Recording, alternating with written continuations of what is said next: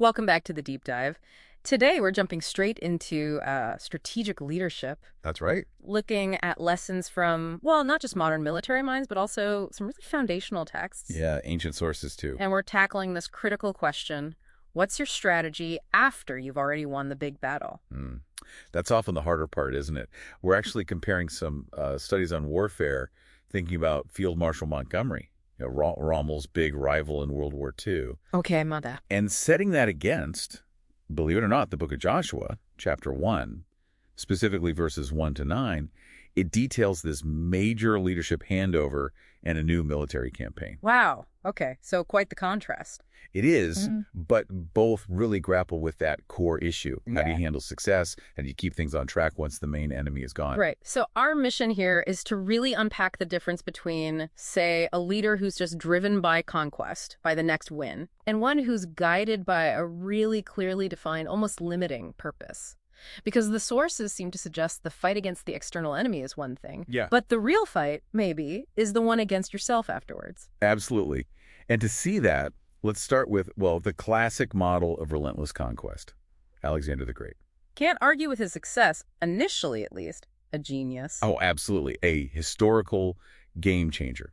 The source material really stresses how he, permanently shifted the map. That whole East-West cultural exchange, the Silk Road later on, a lot traces back to him. His first goal was clear, though, right? Revenge against Persia. Exactly. And he smashed it, achieved it pretty quickly, decisively. But that leads to the problem, doesn't it? What happens when you knock out your main objective maybe too easily? Yeah, he seems to have gotten kind of intoxicated by winning. He had the strategies for war, sure, but apparently no real plan for managing the success itself. So he just kept going. Kept marching east. Driven by, what? Curiosity? Ambition.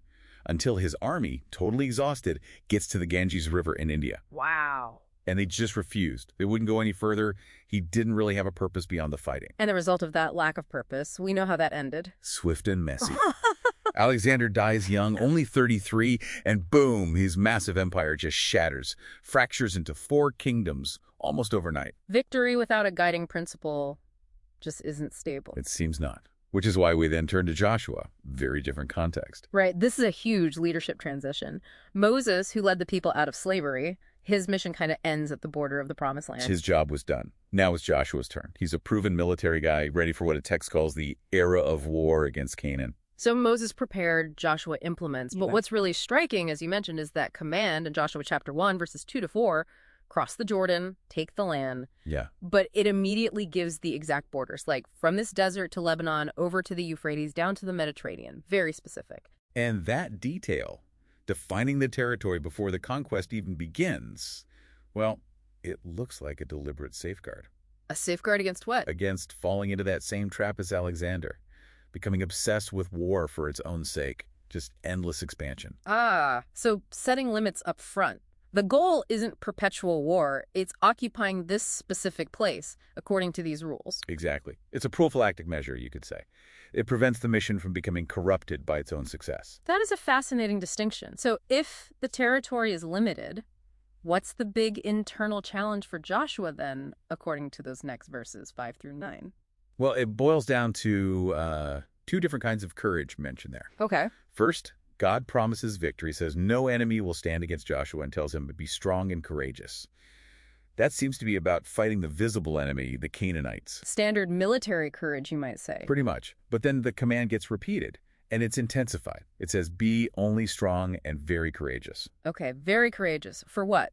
Specifically, to keep the law, to follow the divine instructions, God's commands, without turning aside to the right or to the left. And it adds, you need to meditate on this law day and night. Okay. So that's the extreme courage. It's not for the battlefield. Doesn't seem like it. It's for the internal battle. The fight against pride, compromise, getting, drunk on your own success like Alexander. Precisely. This law, this set of instructions, acts like a fixed compass. It's the constitution for the victory, something Alexander just didn't have. He had battle plans, but no rule book for handling the win. So the real challenge isn't just winning, it's managing the victory properly afterward. That seems to be the core message. Alexander knew how to win, Joshua was given guidance on how to live with the win. Okay, let's bring this home for the listener. Maybe you're running a business, things take off, you get that big funding round. Right, the goal shifts. Yeah, from survival to suddenly managing massive growth. Where does this holy courage come in? Well, it comes in when, say, scaling up seems to demand you cut ethical corners you set at the start. Hmm. Or when having all those resources tempts you to become arrogant, to forget the original mission. Defending that internal compass, your core principles, that takes maybe more courage than winning the market share in the first place.